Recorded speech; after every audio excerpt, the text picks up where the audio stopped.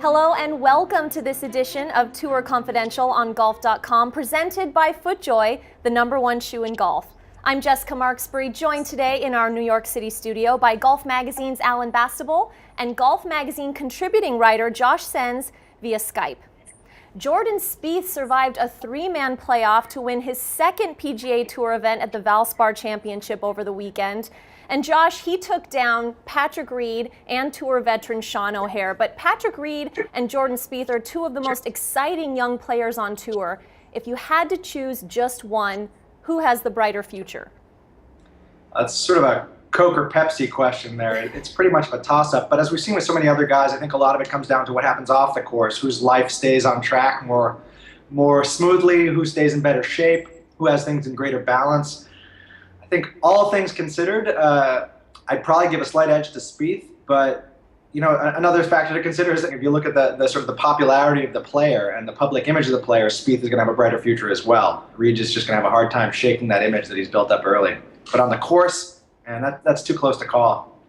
Definitely great points about Spieth's likability. I think it was Mike Walker who called him America's Rory McIlroy. He definitely has the public opinion on his side. He's friendly, he's deferential, very humble guy, and obviously has the talent to back it up. Yeah, but he's not afraid to, he'll show some emotion out there. He's been known to toss a club or, talk to his ball. We saw a lot of that going on yesterday afternoon, exactly. So he's got a little bit of attitude. I don't know that he's, perfect in all ways, but that's what I love about Patrick Reed, is he's sort of become this like villainous figure, which I think is great, because you need guys to sort of root for, to root against. He's been dealing with all these allegations about the cheating and the stealing back in his college days, and he's still getting it done. The moment I loved yesterday was when he was waiting for the playoff, and they had the cameras on him, and he sat back and he pretended like he was asleep. I mean, who does that? Nobody does that on tour. I mean, the guy's got so much attitude and so much confidence. It's awesome. I don't expect him to go anywhere anytime soon. Josh, we saw these two guys play so well together at the Ryder Cup last year, but I'm looking at Patrick Reed's match play record. I mean, the guy is just awesome, and I'm thinking a career in its entirety has to include some great performances in the Ryder Cup and the President's Cup, and Patrick Reed seems to be the guy that can do that. Absolutely.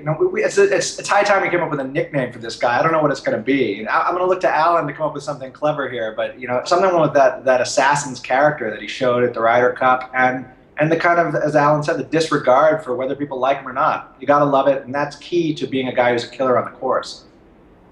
It's hard to believe Patrick Reed 24, Jordan Spieth 21. I mean, it seems like they fit almost a whole career for some players into just 2-3 years on tour at this point. Yeah, and the other thing we saw from both of them yesterday, I don't think either of them really had their A game coming down the stretch, and they found ways to make pars, to get up and down. They continued to fire at pins even when they weren't hitting the most precise irons, and it seemed like they didn't care. They felt like, I'm just going to try to go after this flag. If I don't hit the green or get it close, I'm going to get up and down. I mean, they're both just oozing confidence, and that's obviously going to take them a long way. Well, the Florida swing ends this week at Bay Hill. Now, Tiger won't be there, but Rory McIlroy will, so we'll look forward to that for the first time, Rory playing at Bay Hill. Josh and Alan, thank you so much for your time and insight, and thank you all for joining us here on Tour Confidential on Golf.com, presented by FootJoy, the #1 shoe in golf. And as a reminder, FootJoy invites you to step into the next big thing with the all-new Hyperflex golf shoes. You can find out more at FootJoy.com, and we'll see you right back here next week.